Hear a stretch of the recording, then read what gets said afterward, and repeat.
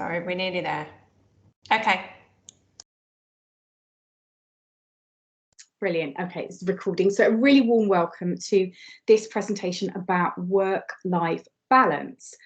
So my name is, you can see the hair's a little bit different. This is pre-COVID hair. My name is Ailsa Hitchens and I'm a registered nutritional therapist and health coach.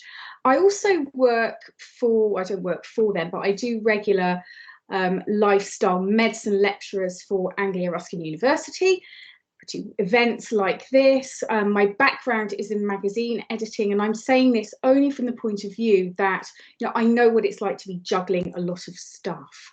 I'm a mother, I've got 3 children, so I'm rather expert sometimes at creating work-life balance. So what I want to do today is I want to talk you through, you know, what work-life balance is, because it's easy to be very conceptual about it and to, you know, we might hear people saying I'm working on my work-life balance, but unless we're very clear on what that actually means, it's difficult to actually get some kind of outcome on it.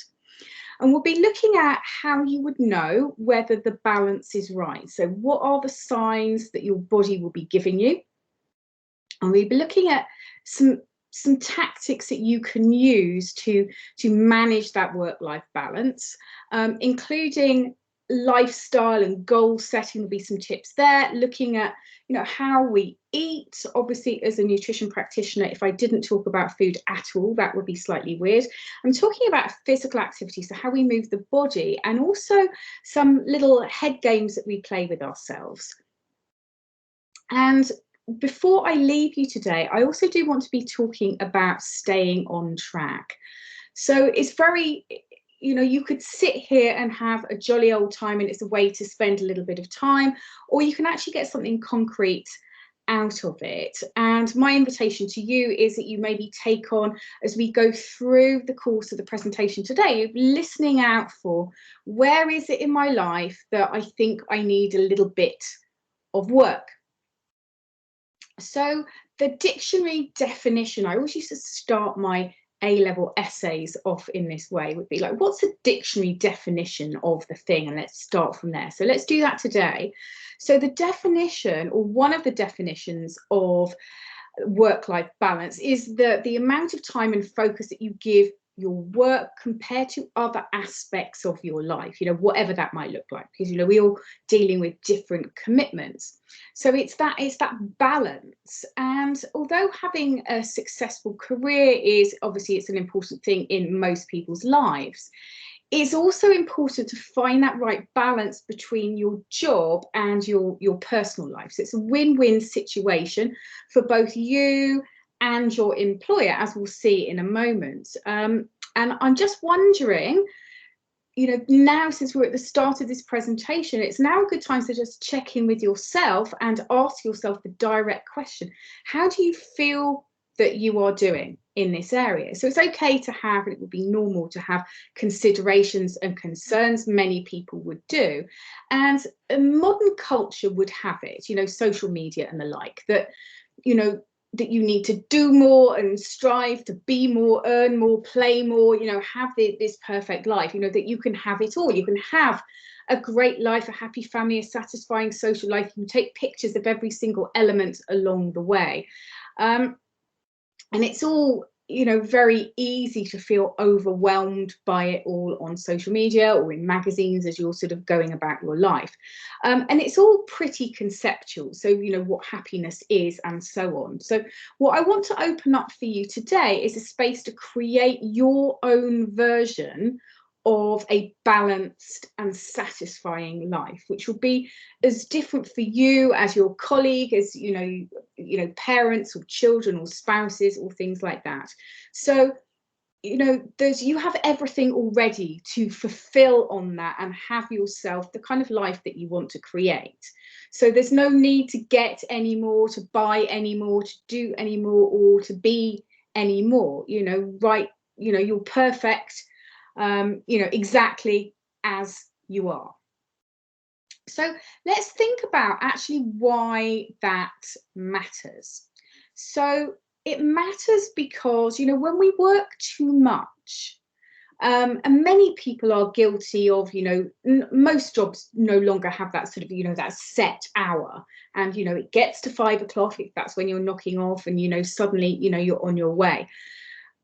It's very easy to work a little too much, and, there's then not enough time to empty the stress bucket. And what do I mean by that?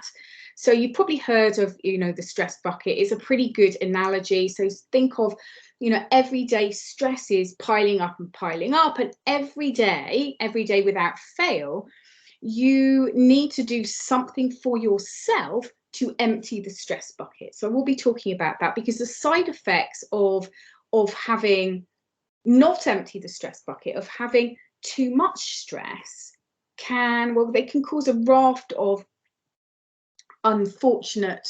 Sorry, I've changed the slide, so I'm working on 2 different screens. So I changed the slides on one screen, but not on the other.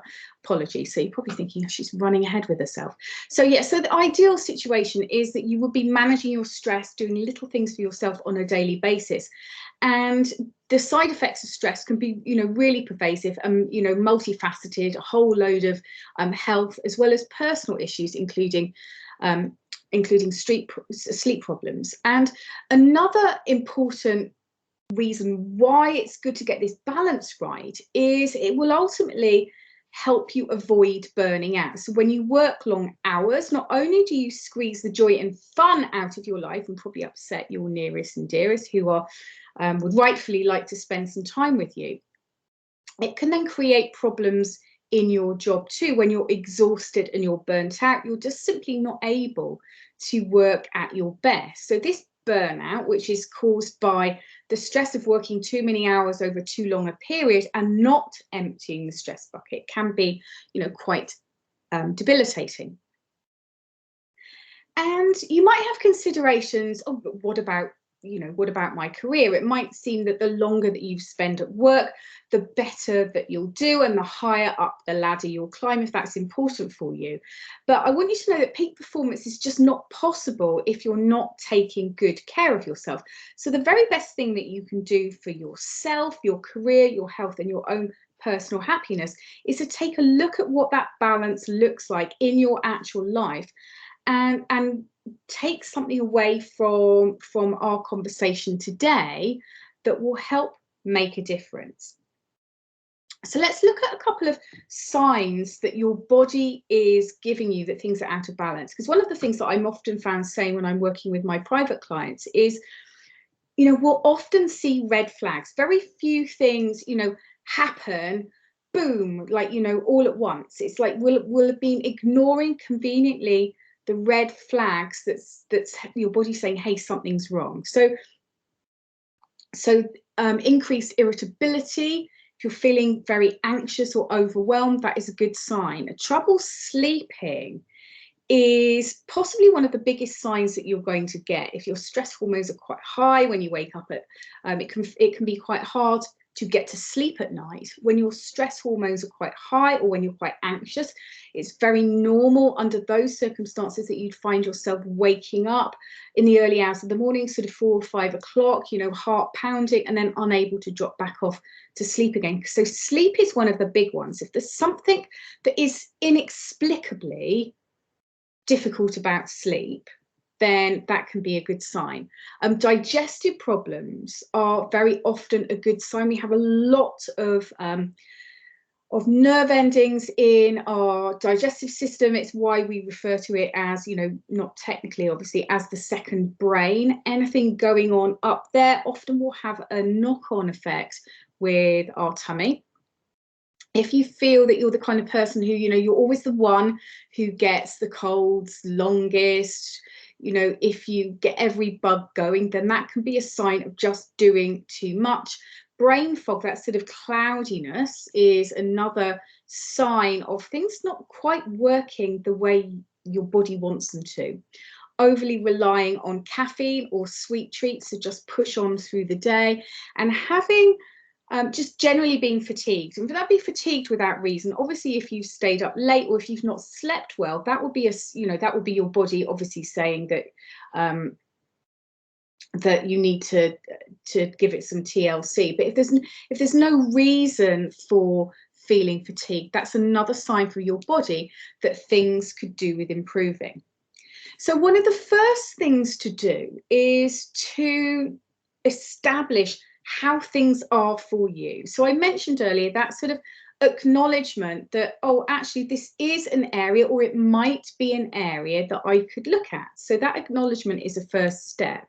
And creating that work-life balance starts with creating clear boundaries for yourself with your work hours. So that doesn't mean suddenly announcing you should be disappearing off at X time or only doing Y, but it does mean being clear and specific with everybody, including yourself, because oftentimes we are our own worst enemies. Being clear and specific about the hours that you work in the day.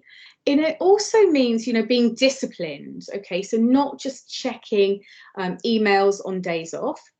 There's also an element of your physical space, so geography, where you work. So there might be times, I don't know, in your organisation, there might be times, I don't know whether you're 100% only in the office or your workspace, but oftentimes there might be an element of at home. So even if you're doing stuff at home and you mostly work in your place of work, that brings its own challenges.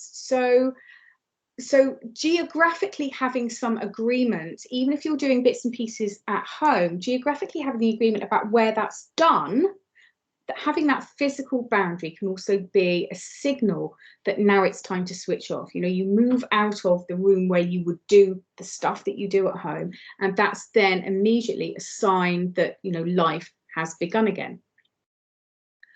And also being clear on what your priorities are within your role and your priorities within your actual life are also really important. So prioritizing tasks and events that are going to have the most significant impact. And, you know, I always find that when I'm working with my clients, I mean, we're not really talking about their work, but inside of how they live their life, you know, how good it feels to be them will often have something to do with how they're organizing their life. And when you have look, I want you to be very clear that I'm not the world's most organized person, but we need to all have something in place. When we don't have things in place and we don't have boundaries, everything starts merging together, and it becomes okay to be working too long. It becomes okay to when we're not specific about what we want for ourselves and our lives. And this is really important. So taking regular breaks, of course, when you're at your desk or you're in the place of work, that's really important to help rezone yourself and regain clarity. It's also been shown to help with procrastination. So, you know, when we have these sort of clear boundaries in place and we take regular breaks, and there's sort of, you know, there is some kind of divide between this is this job and that is that job, it can help us be much more focused. My invitation to you today is we're going to do a short coaching exercise. So I want you to really think hard about what this all means for you. So this is a coaching exercise that I'll often do with my nutrition clients, just in case you're wondering. It's, you know, it's not juggling with kale or anything weird like that. But my role in life as a nutritionist, you know, obviously the food matters, but also how you create your life. I said a moment ago, how you set up your life, creating the framework for the magic to happen, is what has you stay motivated or not to eat well. And so everything else inside your life, you know, matters as much to me as healthy eating. So I want you to start thinking from today about your life in a different way. So you are the CEO of your health, and no matter your role in life, there's none bigger and more important than being the chief executive officer, if you like, of your own health. So whether you believe it or not, you have as much control over your health and your happiness as the CEO has over the success of their company, and often much more. Now, it is a sometimes uncomfortable truth that you are responsible for everything that you do or you don't do in the area of your health and happiness. So if you don't like something, most of the time you can do something to change it. And often people don't take the same kind of approach to managing their personal lives as they do their professional lives. But I would invite you to actually think about, can you make some changes in that area? So let's change that now, because it's the exact opposite, right, of empowering. So all CEOs worth their salt know that you can't just ignore an entire aspect of their business and expect the company as a whole to thrive. And it's the same with your health and happiness. You can't just take a view that there's no time for eating well, there's no time for relaxing because I'm just so busy, right, with the work. You know, you can't hope that just by shoehorning in a yoga class in between trips to the supermarket and taking the dog to the vet, you know, that's not going to work. So you're probably wondering how on earth this is going to happen. So all CEOs would have an overarching vision, aka a plan. So the impact for you is that when you have a plan, that you won't be making all these sort of scattergun decisions on impulse and neglecting important aspects of your life just on a whim. Once you know what you want for your health and your life in general, that's when you can start to make the magic happen. So that's when you can become clearer. When you have that clarity over what it is that you actually want, you can start creating those boundaries around your life, around your health, and around your work commitments. So everything can much more seamlessly work together. So once you're clear on what that is, then everything that you do can be aligned with that. Now, there was a guy, Henry James, who always said that now is the time to start living the life you've always imagined. And this is exactly how we do this. This is something that I do with clients to help them get clarity about what it is that they actually want and what is really important to their life. I've skipped ahead there. So what I want you to do just now is just take a little bit of time to just think about what success looks like to you. So when I asked you right at the beginning how you felt about how balanced your life was, so in relation to the enjoyment that you're getting in the rest of your life and, you know, your work hours, what does that look like? How happy are you with that situation? Now I want you to think about what you actually want. So without this vital piece nailed down, what do I actually want? You'll never know whether you've actually achieved your goal. So this might be, if you're the kind of person who you like a journal or you like a brainstorm, and I really invite you to take on doing this exercise. Thinking about, and this is just for you, like nobody is going to be asking for feedback, your employer won't ask to see this, I won't ask to see this, but it's really good to stop floating around in your life, to think about, what is it that I want? What is it that I most want? Why do I want it? You know, how will I do it?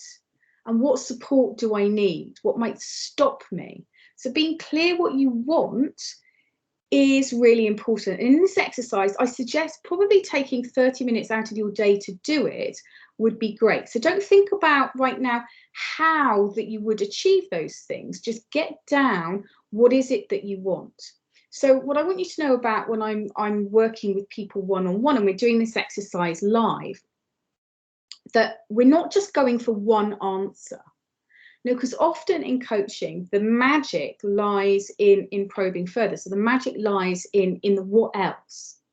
So that's where the real gold is. So do spend the 30 minutes. Don't have it be, well, I'm going to race through this. Lucky me, I am so on it with this that I can just do this exercise in a few minutes and that will be good. So spend 30 minutes just sitting down and just working out what it is that you want in all aspects of your life. So what do you want inside of work? You know, what matters to you most there? What do you want in the area of family? What do you want in the area of your health? What do you want in the area of fun? How does that all work together? Now, obviously, since I'm a nutritionist, it would be remiss to not talk about food. So the healthy body, the reason why I'm saying this is a healthy body relies on you eating real food most of the time, rather than the junk that often people will convince themselves that it's okay to eat. And this makes a really big difference on how good it feels to be you and how you experience your life. Resting and relaxing is also really important, and that means actually scheduling time in the diary. So we'll be talking about that in a moment. Regularly exercising is an important mix when it comes to living your best life and having that balanced existence. So one of the absolute basics of having car ownership, should we say, is putting the right fuel in it. So it sounds, pretty straightforward, but according to the AA, there are hundreds of thousands of people who miss fuel every year, not just in a fuel crisis. And the result is lots of damage, sometimes a new fuel tank, new fuel lines, all of that kind of stuff. And I'm going to be a bit cheesy here, but I think it's worth it for the analogy. What if I told you that this was the only car, the car that you're in now is the only one that you'll ever have, and you can't ever have a new one, even if it starts to go wrong, and it's got to last you absolutely the rest of your life. It's going to be the last vehicle you'd own. You would take really good care of it. So the analogy is, of course, your body. People change oil filters in cars, take these sort of preventative measures so that we know that, it's a lot less costly to take care of the oil filters and all of that kind of stuff than to replace the engine or the transmission, or worse, the entire vehicle. So you are in the last vehicle you will ever own, which is your body.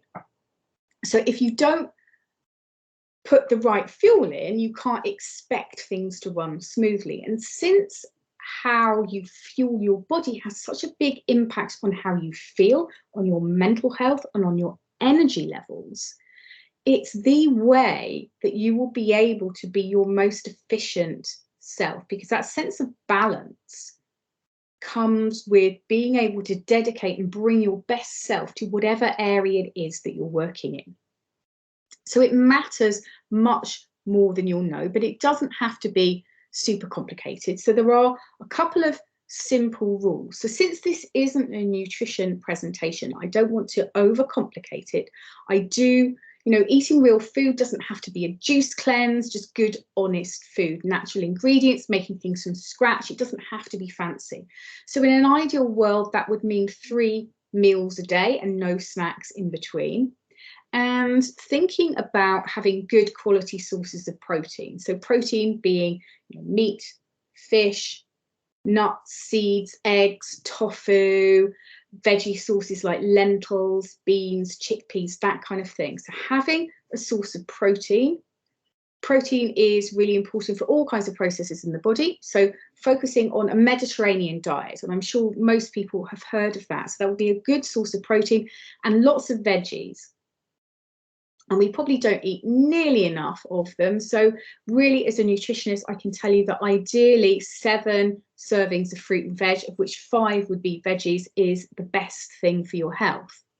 And because our bodies need all types of different food groups, it's not, we shan't have any starchy carbohydrates, but I would say just be careful with those starchy foods. They're foods that we tend to overeat, things like the potatoes, rice and pasta, and it's just the way things have changed over the last few generations.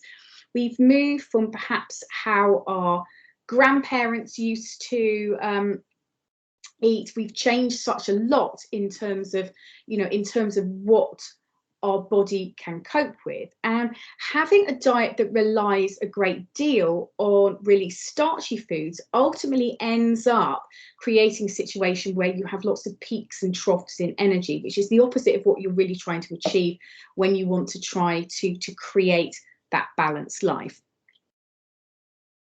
So it's all about this in terms of feeling energized to live your best and balanced life so that you can excel in the areas that you choose are the most important to you. Remember that exercise, that 30-minute exercise about what really matters to me. And as an aside, another reason why we do this is unless we're really clear on what's in it for me, to make any changes and do things. No one ever does anything unless they're really clear on what's in it for me.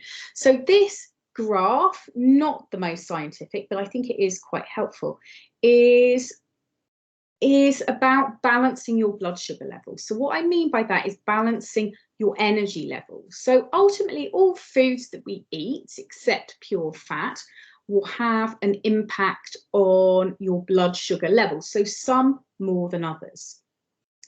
When we have things that are either sugar, whether it's natural or it's added sugar, when we have things that are very starchy, let's say a bag of chips or a jacket potato or whatever, they cause the body to, well, firstly, a lot more glucose ends up in the blood, so the body makes more insulin to take those natural sugars or otherwise out of the blood. But what happens is you can end up with a spike. Obviously, when that energy is then taken away, you then end up with that dip. And in that dip, that's when you would tend to notice a drop in performance, possibly hungry, hangry, irritable, can't concentrate, low mood. And that's when the cravings start, because your body's saying, Phil, you need to get some energy in quickly. And it's never saying, oh, go and have a piece of fruit and some nuts. It's saying, right, you need to go and get the donuts or the, you know, the crisps for the whatever. So you do that, and then the whole process repeats itself. So it's very easy to end up with a situation where you have these peaks and troughs or crashes.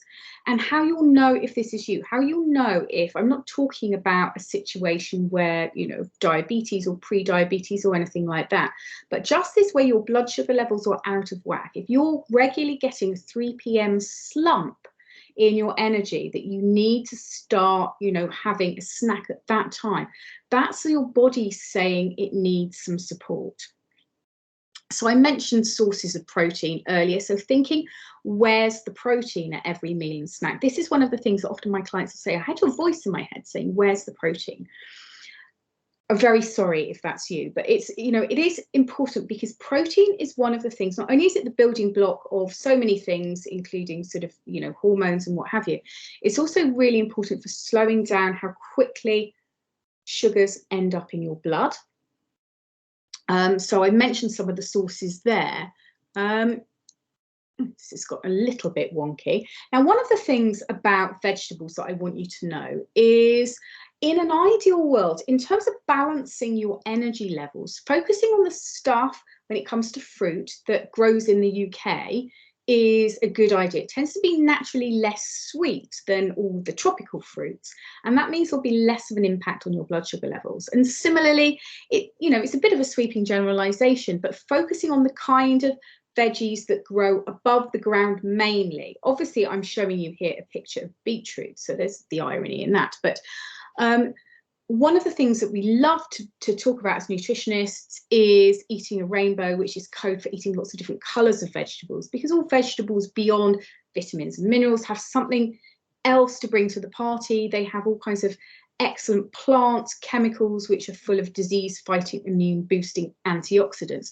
So the more different colours you can eat over the course of the week, the better it is. So lots of different reasons why eating fruit and veg is a good thing. You know, it activates the satiety hormone leptin, which means, you know, that's a signal to stop eating. It keeps you regular, which is very important for health in general.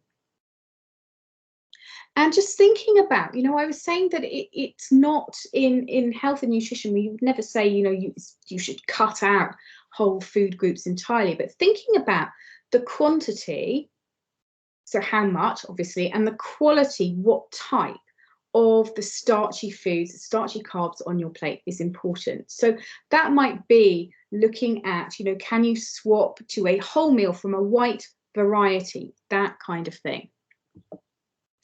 Now, in terms of productivity, drinking water really, really matters. So what you drink is really important. Obviously, I mean, I'm not saying anything today about alcohol per se, but definitely having fewer nights where wine or gin or beer features is going to be a benefit to your health.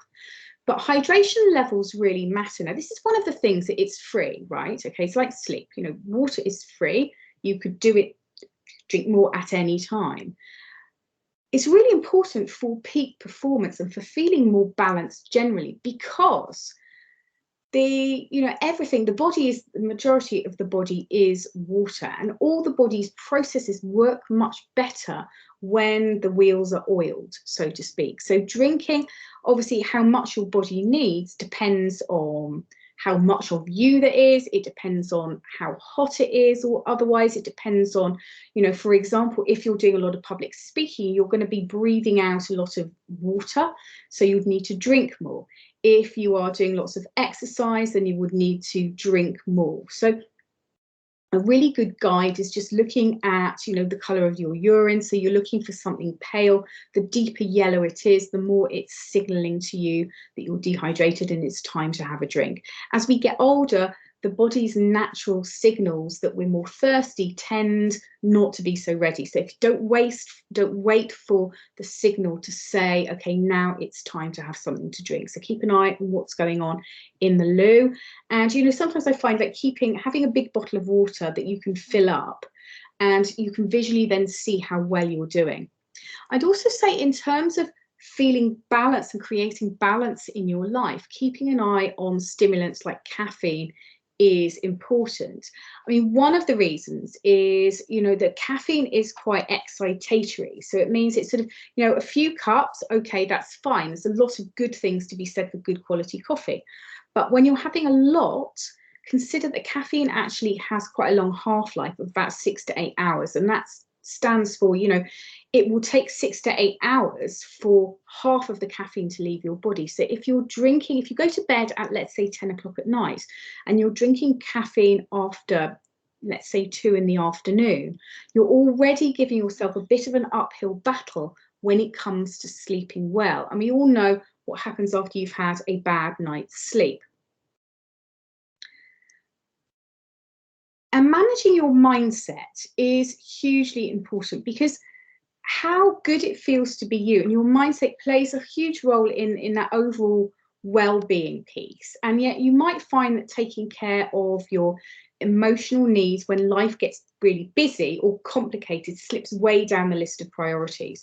But it's exactly during these times that self-care is even more essential. So there are times, of course, where we get very busy with work, and we've perhaps got a lot going on in our lives. And it's easy for that self-care piece, how we take care of ourselves, to be missing. So self-care has become a bit of a trendy term in the last couple of years. And I just want to be really clear what it is. I mean, it goes beyond, hospital care, obviously, one end, brushing your teeth at the other end. This is something, nearer the brushing your teeth end, but it's the recognition that you are 100% responsible for your own happiness, although others can, of course, contribute to it.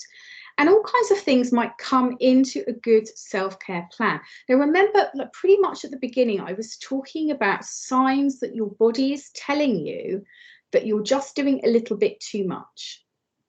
So in trying to squeeze your life, the reality of your existence, into your life, sleeping is important. And also this emptying of the stress bucket is really critical for how it feels to be you, and how well you can show up in all areas of your life. So creating a self-care plan and doing at least one thing, it doesn't have to take up a lot of time, but minimum 15 minutes every day is really important. So this is little things every day, just because they bring you joy, and not in order to achieve something. So it's not exercise is exercise. It's not laundry, however much you like a nicely pressed sheet. Those kind of things, starting to make a list, an actual list, not just a conceptual one in your head, an actual list on your phone or in a notebook, if you like the pen and paper approach, is a really good idea. And the reason why this bit is so important, that getting it down and noting it down, is that when you feel most in need of taking your foot off the gas pedal, spending 15 minutes just, centering yourself and emptying your stress bucket, those times you're more likely to feel a bit more lacking in energy, lacking in creativity. And if you've already pre-done the thinking, then you're much more likely to actually do something that will genuinely bring you joy, rather than just flop down in front of the television. Because there is And I'm not saying that television should not be on your self-care plan, but there is a difference between I really have on my self-care plan, you know, watching an episode of Friends, and there's a difference in the joy that that brings me once I've acknowledged that that's on my self-care list. It's a completely different spirit of, it's a completely different experience than if I hadn't been clear about the things that bring me joy and I just happened to be in the room while the program was on. There'll be an element missing of gratitude and acknowledgement. So my experience of the exact same thing would be very different. Hopefully that makes some sense. So also another thing that can really help with focus and productivity. So being, while you're at work, being the most focused and productive that you can be, and also being less anxious and more present in the rest of your life, is gratitude and guided meditation. So they can help really manage your mindset. Now, look, I've not gone to that slide. There we are. Right, so gratitude, there's a lot of evidence that shows that this meditating and practicing gratitude really work for general well-being, as well as a treatment actually for insomnia. So here we go with the definition of gratitude, which is positive emotional response that we perceive on giving or receiving a benefit from someone. So one of the things that I really, really love is there's an exercise. There's a lady called Pam Gratt, and she wrote a most excellent book called Thank and Grow Rich.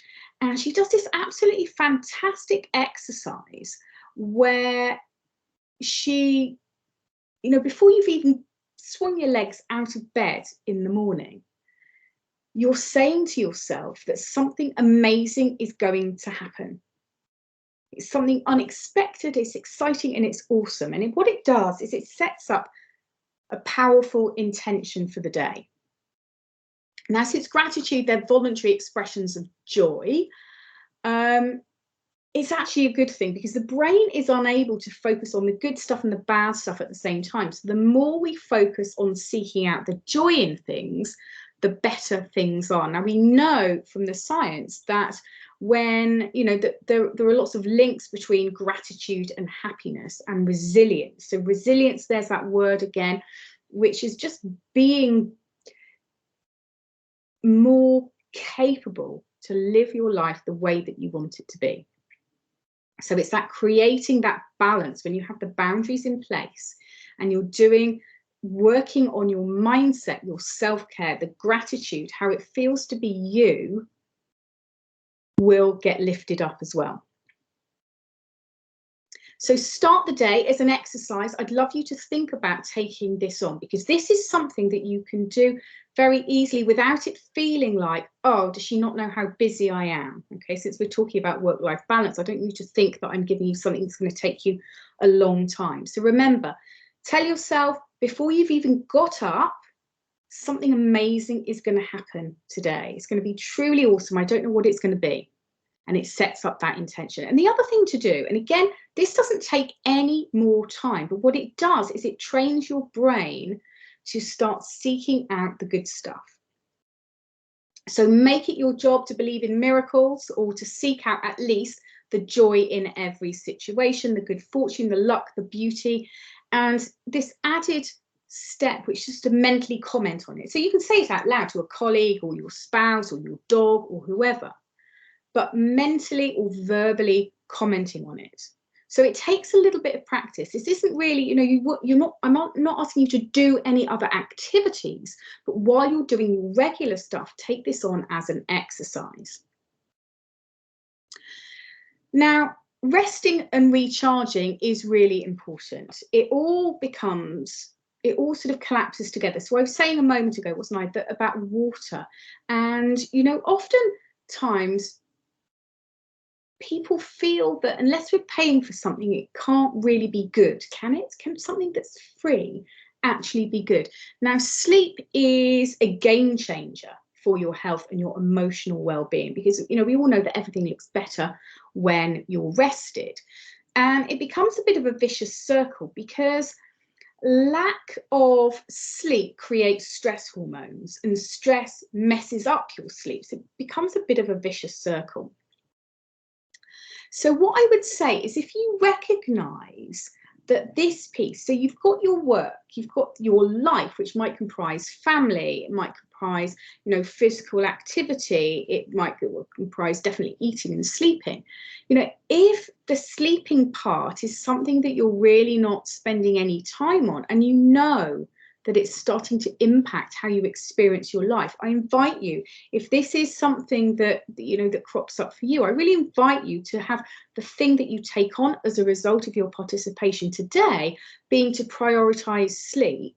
I'd really love for you to do that. So the purpose of sleep is obviously to rest and repair the body and the mind. I mean, there's been a lot of recent research that shows that this detoxification of the brain occurs much more when you're sleeping than at any other time. And since one of the things that many of us fear is not so much, you know, bits of body parts dropping off, it's more that sort of cognitive decline. And we know that, I mean, sleep is really important for how good it feels to be you, but also going forward and protecting your future self.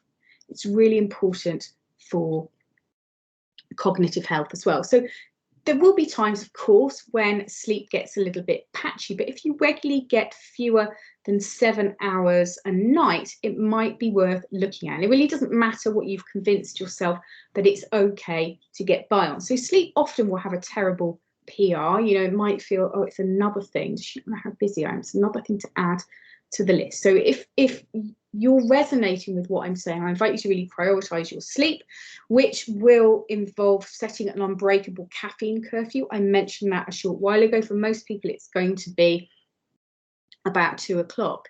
And you'll probably hear a lot of talk about good sleep hygiene.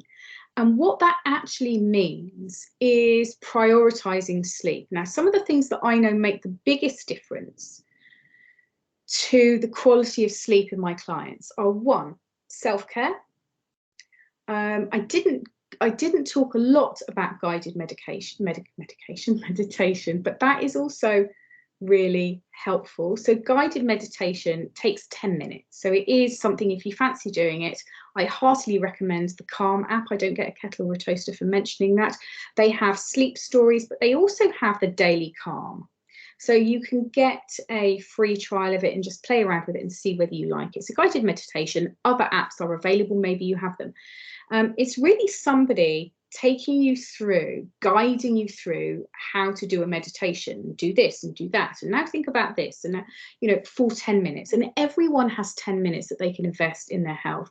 And there's been so much work on people's experience of life and their stress levels and their anxiety, you know, for the better, obviously, when they do guided meditation. So that can be a really good practice to get into your nighttime routine. So that really works, because one of the things that that's acting on is the whole point, as far as I can see, of this mindfulness is just anchoring yourself in the present. So taking away, you know, the stuff that's happened and can't be changed, and not thinking about what hasn't actually happened yet. So anxiety is, of course, that thinking about, worrying about the stuff that's happened in the past, or thinking about what's coming up. So from that point of view, the guided meditation can really anchor you in the present, and it can have a big impact. I've noticed this anecdotally with my clients on night wakings. So that can really help. But also, if you recognize actually sleep, that's a bit of a thing for me. One of the things that is important is light. So the body, you know, we have this sort of this sleep wake cycle, and it's hormonally driven by the clock, you know, by the light and dark. So really, had we not mucked it up with the invention of the light bulb, really what should happen is, as we get towards nighttime, our melatonin levels should rise. So we think of that as a sleep hormone. It actually facilitates a better quality sleep rather than puts you to sleep. That should naturally rise. But obviously the electric light bulb, and, you know, needing to extend, particularly in winter, so we're going into the autumn winter months, extend the day a little bit beyond your work hours. but actually we've mucked up that hormonal pattern. So to facilitate a better quality sleep, what would be a good idea is to dim the lights in the evening. So in your living room, either switch to, if you don't have a dimmer switch, and it's easy to replace. I mean, I couldn't do it, but you don't need an electrician. You just need someone who knows what they're doing. Or you could rely on side lights. Just dimming the lights can be a natural signal to your brain that it's time to start winding down, that it's time to start upping the levels of melatonin. And if you don't live in a dark area, and let's face it, unless you're in the middle of the country, most of us don't these days, I definitely say if you've got blackout curtains, that's great. Obviously, that's a significant investment. But investing in a silk eye mask, you know, you won't ever regret having done that. Now, whenever I'm talking about sleep hygiene, it would be remiss of me not to say screens matter. So screens do matter. They emit blue light, even if you've got one of those funny filters on them.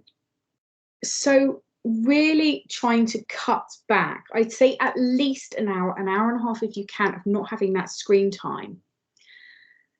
Because that's again messing with the melatonin levels. But here's something else that happens. Usually when we're on our phones, we're having that screen time. What we're doing is we're often on social media, or I don't know, Reddit or on YouTube. And what we're doing is we're increasing another awake hormone called dopamine. Now, dopamine is, we think of it as being, you know, the enjoyment hormone, but actually it is all about the chase, you know, the hunt, the what's coming next. And because it's an awake hormone, it's directly acting against what you actually want at nighttime. So just in case you think, oh, I don't know about this, what is the veracity of this? Now think about, you know, you go onto social media, let's say, or YouTube, you're just going to look just for 5 minutes about the thing, and then 2 hours later you emerge. That's what happens. You get sort of sucked in the rabbit hole. So the job there is ideally would be no screens 90 minutes before bed. I'm not going to lie, that would be the very best thing for you, so that you can go to bed at the appropriate time, so that you can get the best bang for your buck with your natural hormones. But if you're thinking this is just absolutely the worst news, then perhaps try this on. Perhaps try at least setting a timer. So having an agreement with yourself, you know, if it is, well, I'm going to go onto social media and I'm only going to go on for 15 minutes, well, have it be only 15 minutes. You know, we all have timers on our phone, alarms on, you know, various devices that I shall not mention in case I set off a chorus of electrical assistants in the house. So set a timer and, you know, be the boss of the internet, so you don't end up then going down that rabbit hole. So sleep, I've been talking a lot about that. This is, my slide is out of sync, but sleep is as good, you know, if not better and more important as eating the right things and exercise. We know this, and actually we know about the benefits of sleep through looking long and hard about what happens when we don't get enough of it. So since we're in a work environment talking about performance and balance, you know, I want you to also know there's a really big difference between, you know, geographically being at work and also being effective. And that is all down to sleep. So, you know, bottom line, you can't perform well in any areas of your life if you're not eating properly and if you're not sleeping well. So just to roll all of those things together. Now, another thing that gets squeezed when we're feeling time pressure, when we're feeling that, you know, we're working too much, we can't get our actual life into our life, is exercise can go out of the window. So moving your body, you probably know, is very good for your long-term health in general. And it might be tempting to think what's best is really hardcore exercise, like running or spinning. These are things that people typically do in order to get super healthy, particularly if they feel that their time is squeezed, that they think, well, you know, I've only got X time, so I'm going to do, you know, the equivalent of 4 times as hard exercise in that time to get the most from it. But actually, there was this study, this is quite interesting, in Berlin not that long ago, that those who engaged in moderate exercise actually were had a better response to stress during the day. And also, I mean, I work a lot with female hormones and weight loss, and I do tend to find that a lot of my clients, in the bid to fix that bit of their life that isn't working, will do really, really punishing exercise. And actually, although exercise is, very good, the right exercise is important, because exercise is a stressor, it's a positive stressor. But those really hard exercises, if you're already feeling a little bit squeezed, can not be the absolute best for you. Now, one thing which is very good is getting outside. So there was a study, you can see it here, that exercising outside first thing helps you recover faster from stressful experiences. Now, I am a great fan of this particular idea for lots of reasons. When you move your body before breakfast, if that's possible, it may be, you'll be doing the hours that you're doing at work, so that may or may not be possible. But when you move your body after you've fasted all night, you ask something extra of your body, it can really help increase your sensitivity to insulin, which is a good thing. It gives you a little bit more flexibility. You regain some metabolic flexibility to be able to handle some of the high days and holidays a little bit better. But the other reason I really like it is that when we're outside, so we get the double whammy, we get the exercise, but when we're outside, and this is particularly important in winter when we tend to be a little bit shy of being outdoors because the weather isn't so good, but when we're outside, two things are happening. Firstly, if we can bear to get any sunlight onto our actual skin, obviously the sunlight is going to be increasing our body's vitamin D levels. And as we move into the period of time where we're not out as much, where vitamin D levels will typically drop, that's really important, because vitamin D is one of those hormones that has an impact on practically every body system. But the other thing is, in terms of feeling balanced and how good it feels to be you, is that when we're outside, the sensors in our eyes will trigger the production, helped by the vitamin D, to make more of the happy hormone serotonin. So that's another reason to actually be out a little bit more. So the life coach Tony Robbins once said that the only person you should try to be better than is the person you were yesterday. And I want to say a little bit as we finish this presentation about creating healthy habits that last. I know that working with clients, that eating well and living well and prioritizing their own well-being is really, really important. So it gets results when you focus on what you're eating and how you're living your life generally, sort of 80-20 rule, then that can get really good results for you. So I can't say how it will show up for you, but if you were to take on gradually some of these things that I've been talking about today, it might be that your energy levels increase, that you become more focused, that you sleep better, your skin starts to glow. I don't know, your friends may even wonder what your new regime is. But healthy habits don't just happen overnight. So studies have shown that there is a rule. It takes time for a new habit to become a default choice. And anyone who's moved house to find that 6 months later, you're still, on autopilot, accidentally driving into the driveway of your old house, you will know this.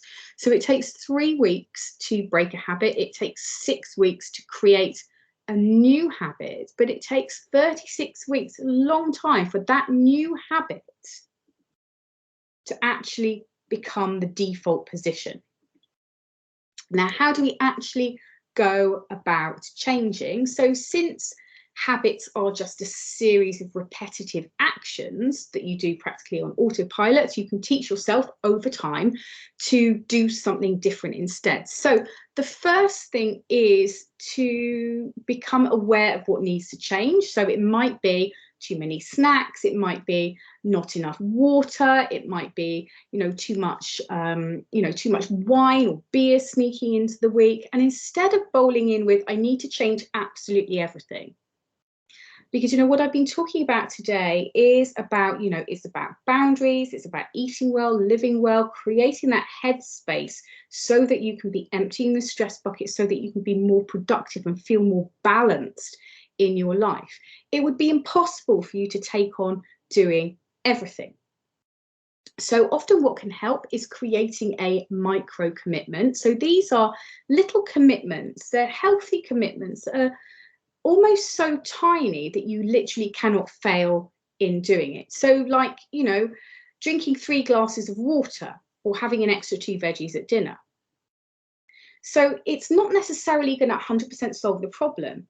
But so let's say, for example, you know that you have a glass of water a day if you're lucky.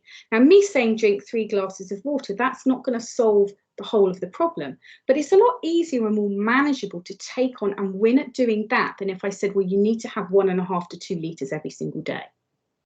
It feels like it's winnable and you will win at it. So we like to win. So you'll start with something small, and these micro commitments, although they're small, they have a huge impact because of psychology. So the way the brain works is the brain really likes to win at one thing. So, you know, it likes to win at things. So if you win at the one thing, you'll then be encouraged to do another micro commitment and then another. And this is how we build. And you notice that, you know, time goes by quite quickly. Do you notice? Like, you know, it's already the middle of October. So in a few months, by stealth, you will have built up a little bank of successes that will move your health forward. And remember that, you know, the thing that I was saying about, you know, building those habits, the more these little habits become part of our life, the more they become the default action. And these micro commitments are really super helpful for actually doing that. Now, breaking the bigger, really ingrained habits and having them release their grip on you, that takes time, persistence, and accountability. So, what I would say for that is, you know, there are plenty of habit trackers on the App Store or Google Play or wherever you download your apps from that you can get free of charge. And you can get one of those, and I would advise you to just choose one thing. So think about one thing that needs to change and have that, create yourself a micro commitment. So just to sum up, your work-life balance is literally the balance between what you do in work and everything you are in work and what you do in your private life. So it doesn't matter whether you have a family or you don't have a family. Taking time off from work and thinking about work and taking time out, especially for your own happiness, will help you avoid burnout. It will help you empty the stress bucket and create a life that you love. So start by working out exactly what it is that you want for yourself and your life. And in coaching, we call that visioning. You can call it whatever you like. And actually, athletes, they create a really strong mental image. They visualize, that is not even a word. They visualize exactly what they want, where they want to be, and exactly what it looks like, almost like it was in the movies. And that's how they get to where they're going. So you can call it what you like. We call it visioning. And once you know what you want, the actions that you take are then much more likely to be aligned with those goals. So that's in every area of your life, whether that's your work or your private life. So when you eat real food, you will experience fewer energy dips and you'll feel more motivated to continue to eat well, to move well, and to be well. And taking care of your mind, super important for stress relief. So self-care is not negotiable. Mindfulness, meditation, gratitude, also really, really helpful. And moving in a way that your body loves and doing it regularly. That's the secret. These micro commitments and doing things regularly, and your health and your mood will really thank you for it. So that was a little whistle-stop tour of creating balance. And I'm just wondering whether anybody listening, whether you've got any questions for me at all. Now, I know that sometimes